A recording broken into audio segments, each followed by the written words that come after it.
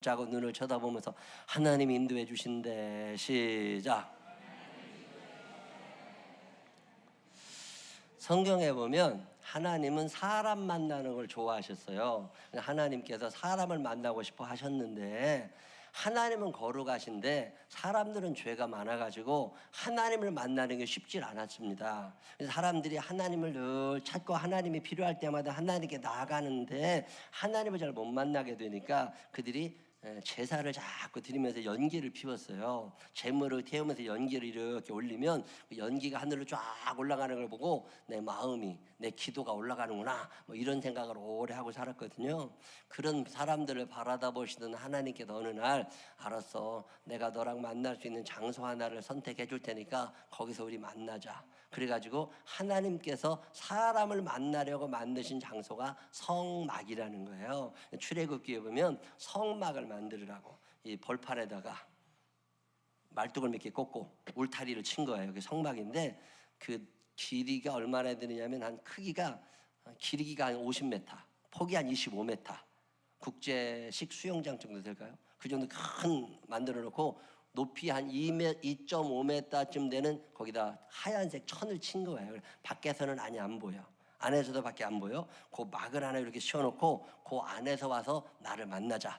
거기다가 물두멍을 만들어라, 번제단을 만들어라, 지성소와 성소를 만들어라. 성소 안에는 분향단을 갖다 놓고 거기다가 떡상도 갖다 놓고 등대도 갖다 놓고 또 저 성소 안에다가 지성소 안에다가 법궤를 갖다 놓고 거기서 하나님께서 사람들을 만나시던 장소, 성막인데 이 장소가 정해지니까 헷갈려. 사람들이 꼭 저기 가서 예배를 드려야 돼?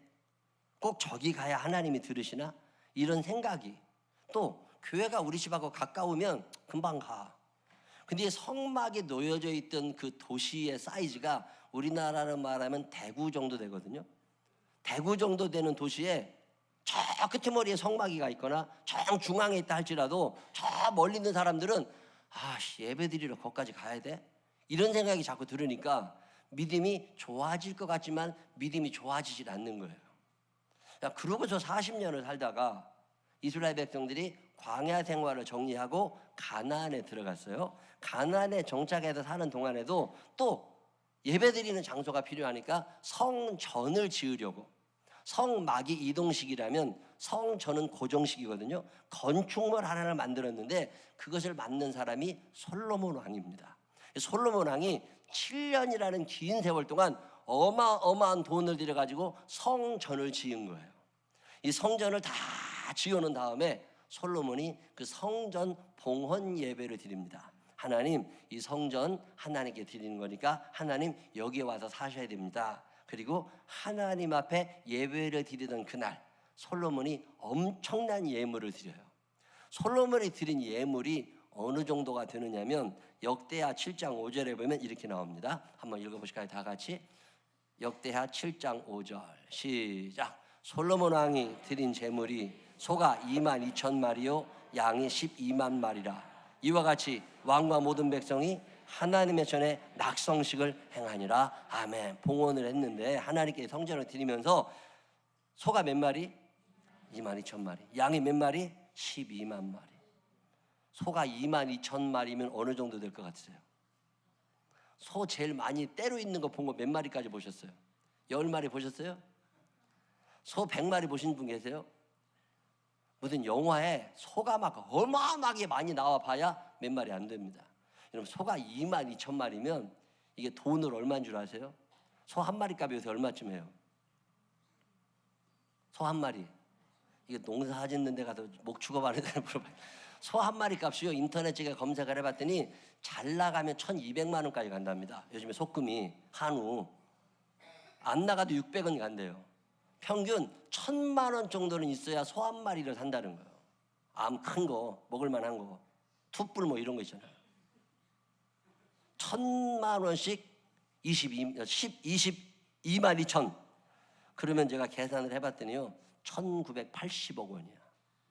솔로몬이 그날 헌금 드린 게 1,980억 원 뿐이 아니죠. 양이 몇 마리?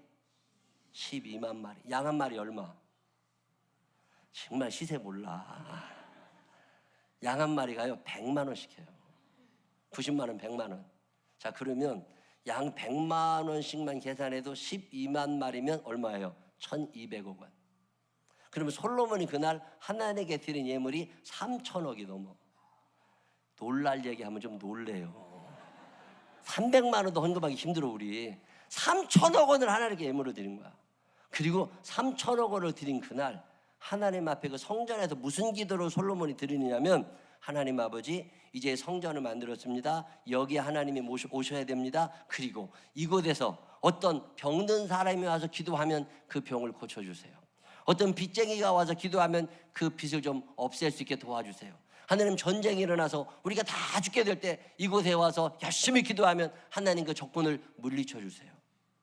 이런 기도를 그곳에서 계속 드리면서, 하나님, 죄 지은 사람이 이곳에 와서 기도하면 죄를 용서해 주세요. 그리고 열심히 기도하고 예배가 다 마쳐졌어요. 그리고 다 집으로 돌아가고 저녁에 솔로몬이 잠을 자는데, 그날 밤에 솔로몬의 꿈에 하나님이 나타나셔서 하신 이야기가 오늘 여러분이 읽은 성경 본문입니다. 자, 역대하 7장 16절을 다시 한번 큰 소리 읽어봅니다. 시작.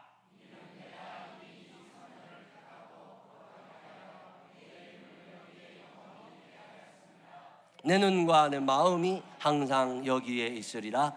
아멘. 자, 이 말씀을 읽어본 적이 있다, 그 전에? 손 한번 들어보세요.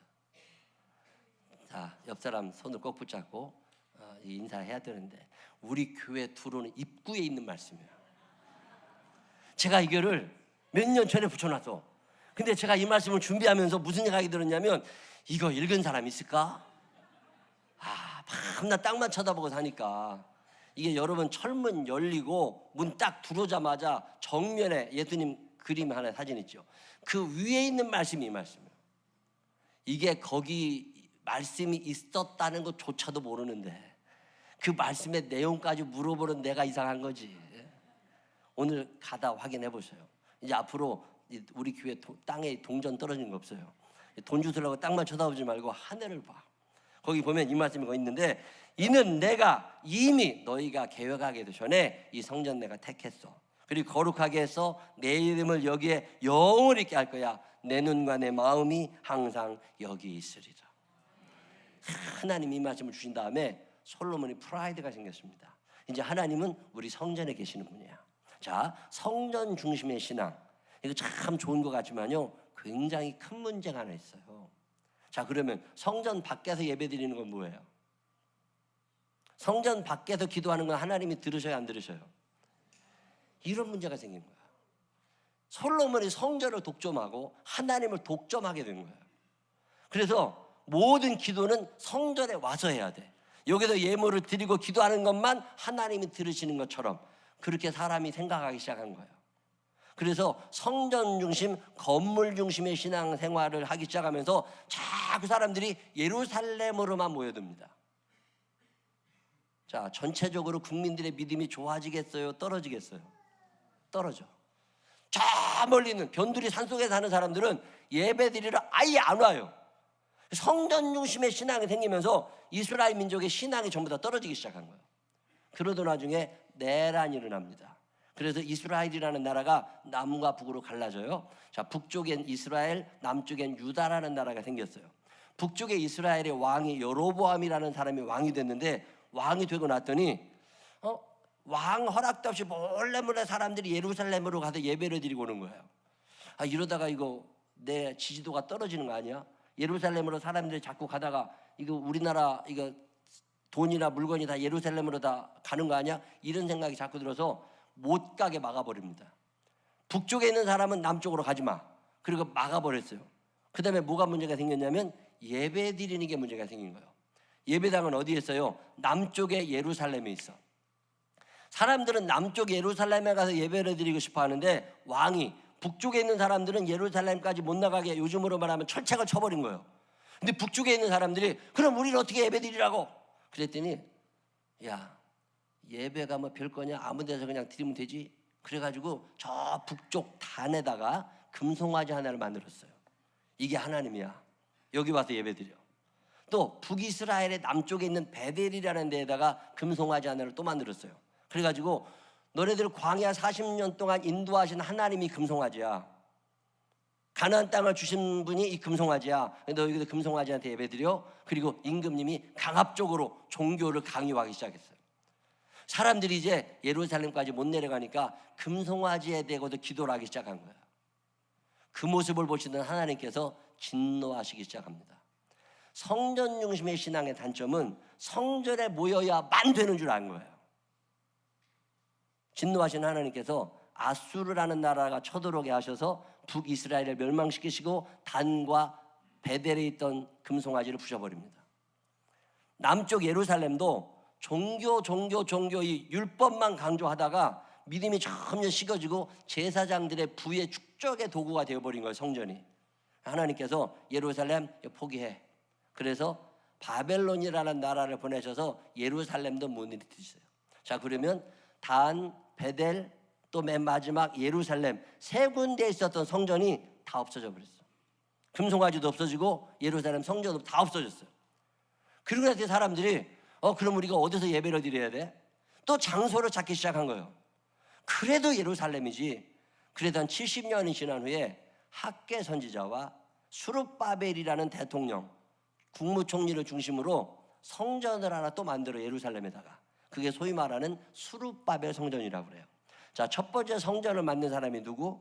솔로몬. 그렇죠. 두 번째 성전을 만든 사람이 누구? 수룹바벨. 이 두 사람이 1성전, 2성전을 만들어 놓고 거기서만 예배를 드려야 되는 것처럼 백성들을 또 강요하기 시작합니다.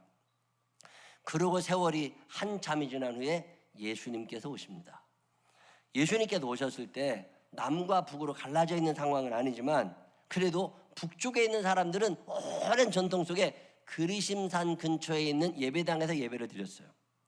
남쪽에 있는 사람들은 예루살렘 중심으로 예배를 드렸어요. 자, 북쪽에 있는 사람들은 어디서 예배를 드려야? 그리심산에 있는 예배당 가서 예배를 드려야 하나님이 받으시고, 남쪽에 있는 사람들은 예루살렘에서 예배를 드려야 하나님이 받으셔. 장소가 중요해진 거예요. 북쪽 사람들은 우리 그리심산이 더 영험해.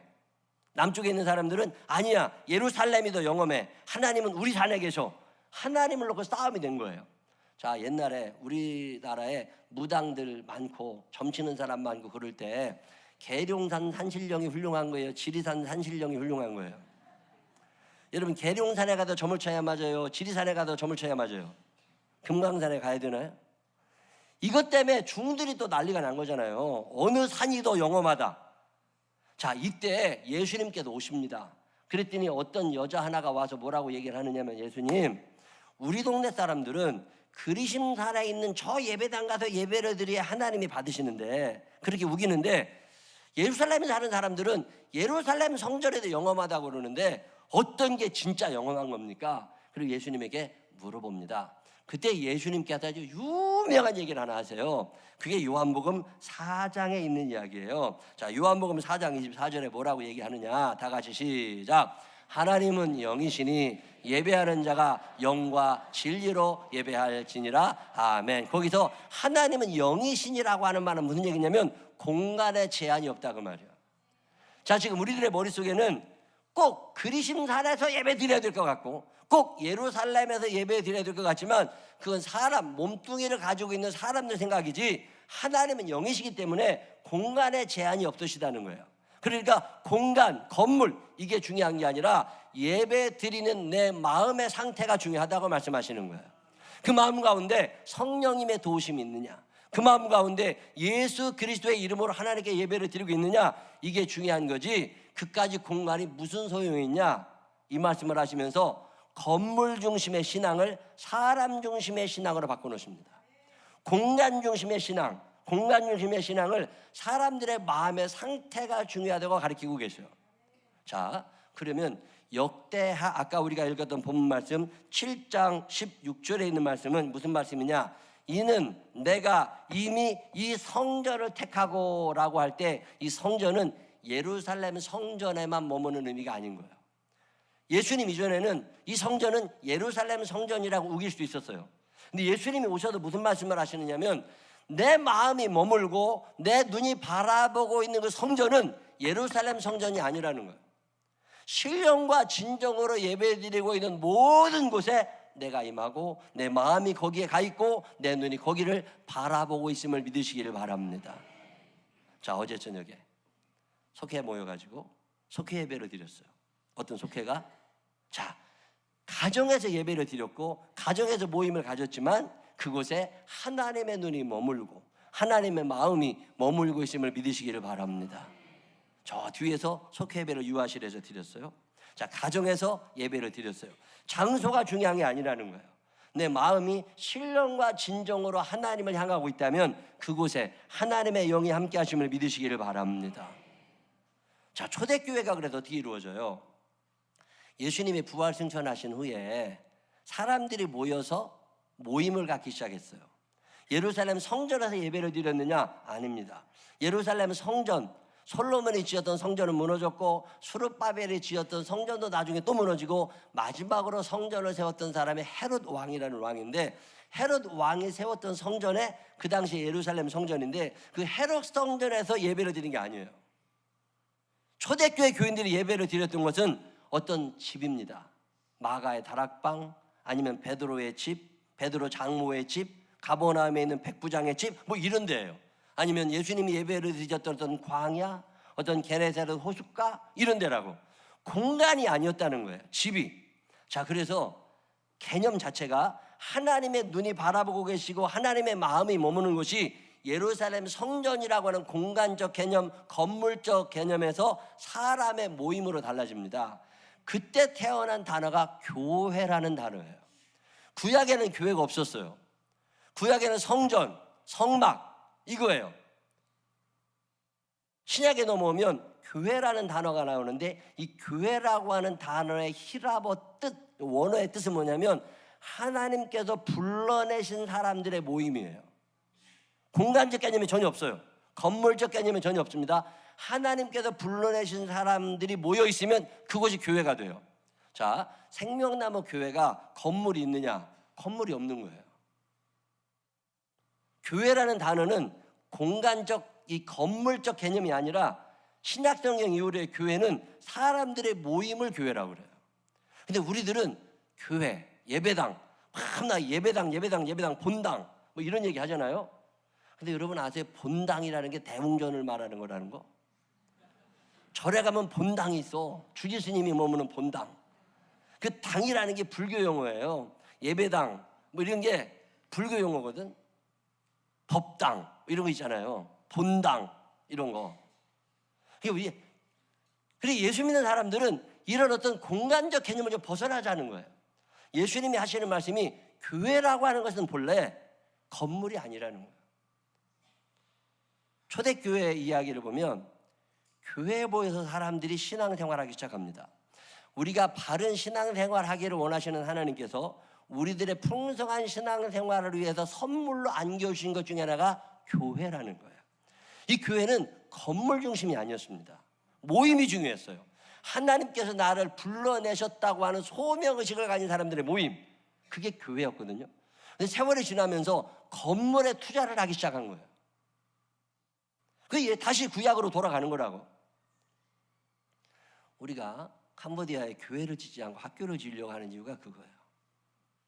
우리 생명나무 교회가 건물에 연연하지 않는 이유가 그거예요. 바른 교회는 건물이 정해주는 게 아니에요. 그 안에 들어있는 사람들의 모임이 하나님께서 나를 불러내셨다고 하는 소명의식을 가지고 있느냐, 그걸 교회라고 그래요. 근데 우리들은 언젠가 그냥 건물이 교회인 줄 알아. 히라보 원어의 뜻은 건물의 의미가 없어요. 물론 사람들이 건물에 사니까 건물을 아름답게 꾸미고 정성껏 깨끗하게 하고 참 의미 있는 일입니다. 그런데 원래 교회는 모임의 뜻이 있어요. 이 모임은 여러 가지 특징이 있어야 됩니다. 이 교회가 사람들이 모여있다고 다 교회가 아니에요. 자, 하나님께서 불러내신 사람들이 모여가지고 같이 모여서 술을 먹고 있어. 교회요? 아니에요? 자, 그 사람들이 서로 모여가지고 화투를 치고 앉아있어. 교회요? 아니에요? 자, 그러면 뭐가 교회예요? 거기에 여러 가지 특징이 있습니다. 이 특징이 있지 않으면 교회가 아니고 이 특징이 있으면 교회인 거예요. 하나님이 우리의 신앙생활을 풍성하게 하기 위해서 아주 중요한 영양제를 준 게 교회인데, 이 교회는 교회다운 어떤 멋이 있고 특징이 있습니다. 그 중에 하나가 뭐냐면 말씀에 대한 가르침이에요.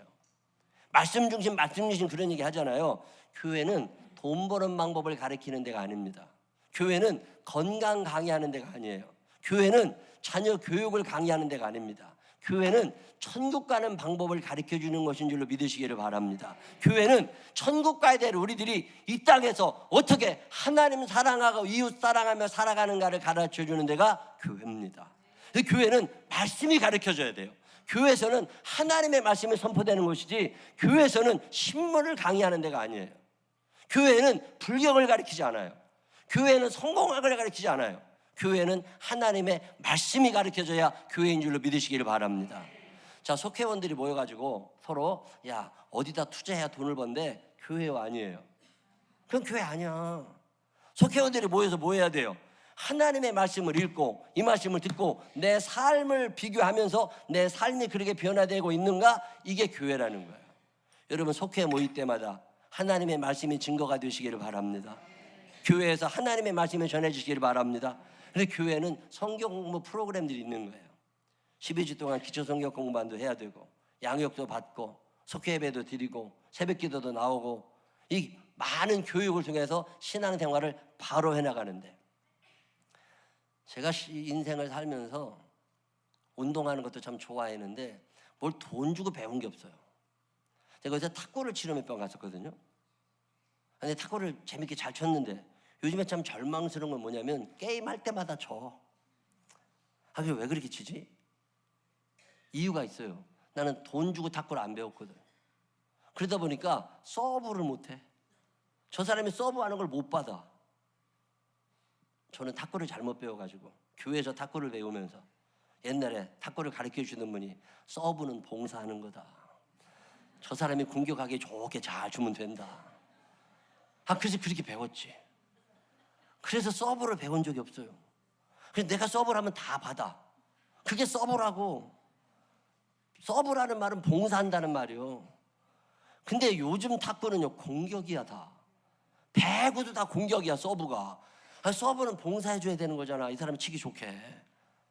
이게 잘못 배워가지고서. 뭘 잘못 배워서, 이게 교회에서 배우지 말고 탁구장에서 배웠어야 되는데 게임이 안 되는, 게임이 안 돼. 속상하다니까. 그럴 때마다 돈 주고 제대로 배울 걸 괜히 엉뚱하게 등 너머로 배웠다가.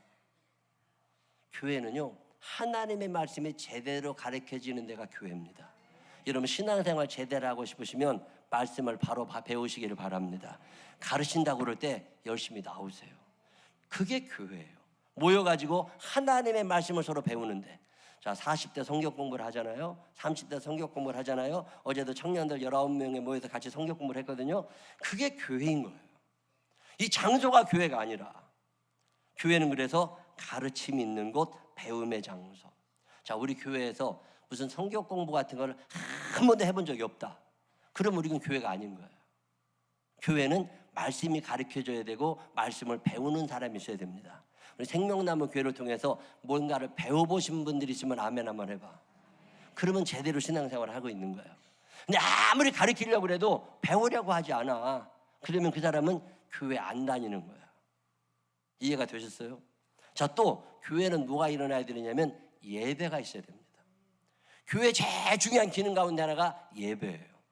교회는 사람들이 모여서 하나님 앞에 나를 드리는 장소가 교회입니다. 소교 예배 때도 나를 드리는 거예요. 교회는 하나님의 말씀이, 예배는 설교를 듣는 시간이 아니에요. 예배는 나 자신을 하나님께 온전히 드리는 시간이에요. 내 모습 이대로 주 받으옵소서. 내 모습을 하나님 앞에 드리는 게 예배. 우리 교회가 예배가 살아있는 교회가 되시기를 바랍니다. 예배가 온전히 드려지는 교회가 되시기를 바랍니다. 예배 중심의 교회, 그게 교회예요. 사람들이 모여서 절에 가면 교회 아닙니다. 사람들이 모여서 제사 드리면 교회 아니에요. 사람들이 모여서 예배 드릴 때 거기를 교회라고 그래요. 교회는 또 무엇 하는 것이냐? 나눔이 있어야 돼요. 친교, 나눔이 있어야 교회입니다. 교회는 욕심 부리는 데가 교회가 아니에요. 늘 나눠주고 무언가를 베풀어주고 교제가 있는 데가 교회입니다. 지난주에 찬양대회 했잖아요. 찬양을 통해서 하나님께 영광 돌리기도 하지만 찬양대회를 준비하면서 교인들끼리 친해져. 친교와 나눔, 이거 참 중요한 의미가 있습니다. 제가 지난주에 심사하다가 안타까운 사람들이 있었어요. 야, 어떻게 1점 차로 떨어지냐.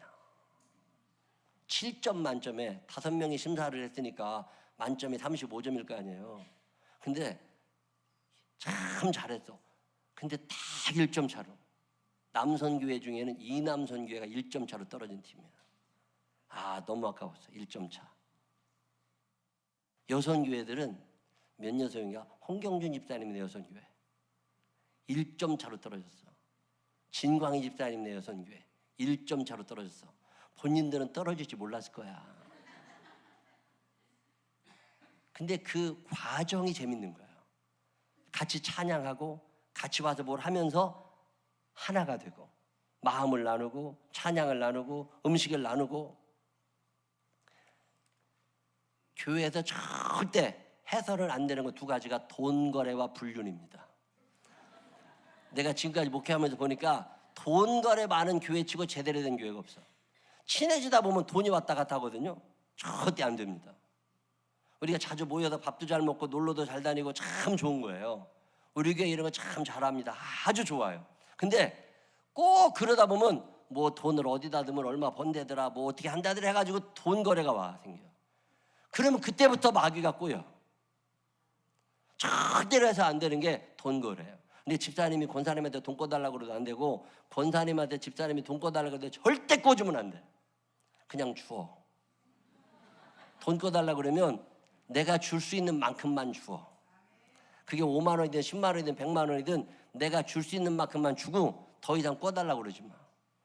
교인들한테 돈 꿔서 갚는 사람이 거의 없어요. 꾸고 꾸다가 못 꾸면 달라고 그래. 그건 거의 날리는 돈이에요. 근데 교회에 돈 거래가 있고 나서 교회가 무너지는 교회를 여러 봤어요. 정이 돈 없어도 죽게 생겼거든 나한테 달라고 그래. 목사들은 떼먹어도 괜찮아. 나는 고소 안 하니까. 근데 불행하게 줄 돈이 없어. 교회는 절대 돈 거래하면 안 되고, 친교회에 있어서 또 하나는 불륜이에요. 엄한 사람들 따로 몰래 만나면 안 돼. 이거 교회 큰일 납니다. 친교가 깊어지게 되면 요 2 문제가 늘 생겨. 마귀는요 꼭 그 타임을 알고 있어요. 그래서 정신 똑바로 차리고 예수 믿어야 돼요. 교회는 나눔과 친교와 사귐이 있어야 돼요. 우리 교회를 보면 이게 참 잘 됩니다. 남선교회도 잘 모이고 여선교회도 잘 모이고 모여서 잘 먹고 잘 놀고 잘 다니고, 지난주도 전도팀들 모여가지고 남한산성에 가서 밥 먹는데 우리 부목사님이 오셔가지고서 얼마짜리를 먹어야 되느냐고, 이게 돈이 이렇게 많이 가면 얼마쯤, 그게 무슨 상관이 있어. 교회가 마땅히 모이면 먹어야지. 모일 때마다 김밥 먹나? 그럴 수도 없잖아요. 모일 때마다 라면 삶으면 먹을 수 없잖아. 그렇게 열심히 일하신 분들이 가가지고 배부르게 먹고 잘 먹었다고 얘기해야지. 아 근데 목사님 잘 먹은 다음에 차도 마셔야 된다고 그러는데, 마음으로는 차값은 본인들이 내라고 그래. 그러고 하려다가 그거까지 다 해드려. 얼마나 열심히 하시는 분들인데. 먹기만 하면 되는 세상이 아니에요. 지금은 먹은 다음에 또 차 마시러 가서 또 얘기를 1-2시간 해야 된다네. 야, 제가 지난주에 따라가 봤더니 남한산성의 그 꼭대기에 무언 카페가 그렇게 많아. 거기서 다 친교가 그렇게 중요한 시대예요. 잘 먹어야 되고 잘 나눠야 돼요. 근데 우리 교회 교인들 중에 어떤 분은 친해지니까 그 형편이 어려운 걸 알아요. 어려운 걸 알으니까 도와주고 싶어. 보증금이 얼마 없다는 사람한테 보증금을 좀 준 사람을 내가 알아요. 참 감사해요. 어떤 사람의 학비가 어쩌고 그거를 또 이렇게 해주신 분이 계세요. 어떤 분이 병원비가 그것도 어떤 분이 해주신 분이 계세요. 참 감사해요. 교회는 그런 게 있어야 돼요. 이게 나눔, 친교, 이게 교회입니다. 모여가지고 서로 남의 거 뜯어먹으려는 건 교회가 아니에요. 교회는 모여가지고 뭔가를 주고 싶어야 돼. 자, 옆 사람 손을 꼭 붙잡고 눈을 쳐다보면서 뭔가 필요한 거 있으면 나한테 말해봐. 시작.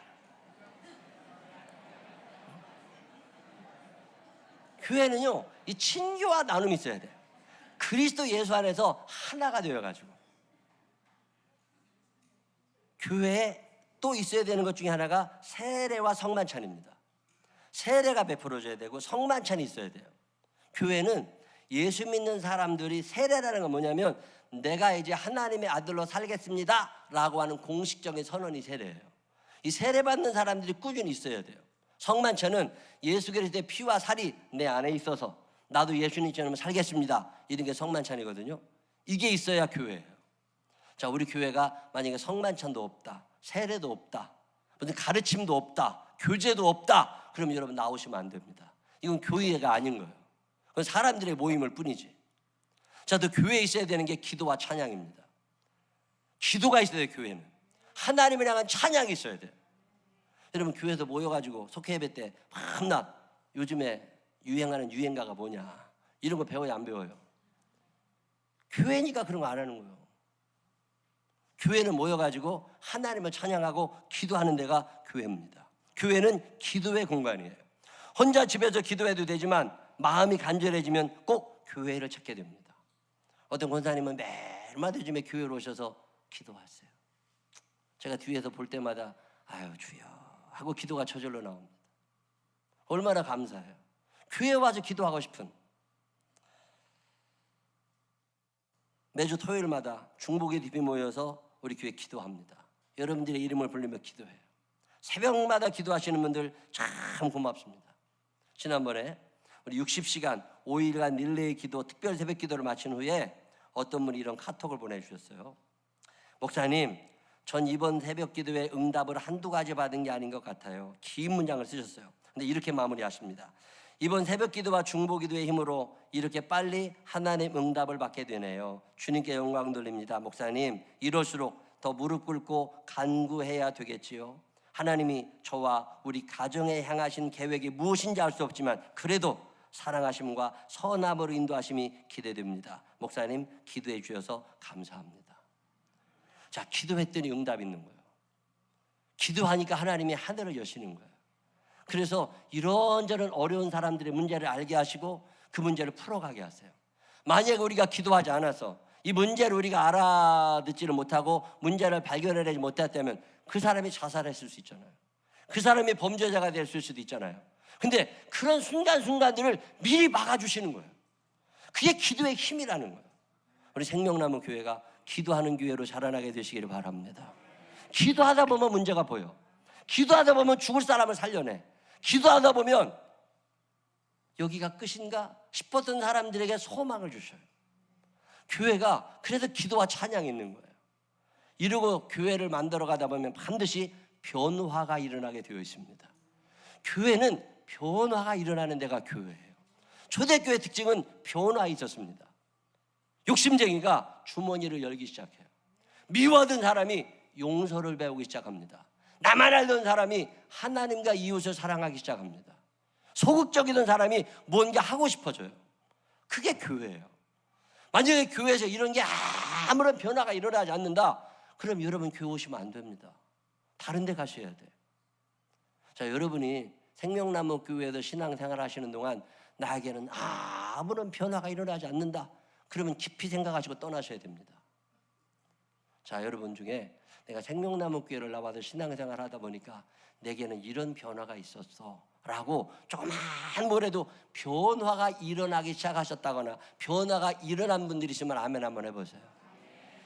그러면 교회를 다니시면 돼요. 교회는 변화가 일어나야 돼요. 저는 여러분들을 볼 때마다 참 행복한 게 뭐냐면 변화가 일어나고 있어요. 얼굴이 달라져 가고 있어요. 삶이 달라져 가고 있어요. 그런 걸 볼 때마다 참 행복합니다. 이 변화가 기적을 낳기 시작할 때 그때 교회가 되는 거예요. 초대교회는 이 변화와 기적이 일어났어요. 오늘 성경은 우리에게 그런 이야기를 하고 있습니다. 역대하 7장 16절, 이는 내가 이미 이 교회를 택했다. 너희들의 모임에 내가 있을 거고 영원히 내가 거기에 있을 건데 내 눈과 내 마음이 항상 여기에 있을 거다. 여러분의 모이는 그 장소에 하나님의 계심을 믿으시기를 바랍니다. 여러분의 가정에 하나님의 계심을 믿으시기를 바랍니다. 하나님의 눈이 바라보고 계심을 믿으시기를 바랍니다. 이 교회를 통해서 우리가 하나님께로 나아가는 거예요. 이 교회를 통해서 내 믿음이 나아져가는 거예요. 이 교회를 통해서 하나님의 나라를 사모하게 되는 거예요. 이단들이 하는 일이 뭔 줄 아세요? 교회를 무너뜨리는 일. 무너지는 교회 속에 우리도 놓여져 있지만 우리 생명나무 교회를 하나님이 든든히 붙잡아 주심을 믿으시기를 바랍니다. 여러분의 삶을 붙잡아 주심을 믿으시기를 바랍니다. 여러분 앞으로 사는 날 동안 이 교회라고 하는 아주 중요한 영양제가 여러분에게 도움이 되어서 여러분의 신앙생활이 더욱더 풍성해지고 하나님 나라에 가는 그날까지 이 교회를 통해서 많은 영양분을 공급받게 되시기를 주님의 이름으로 축원합니다. 기도하십시다.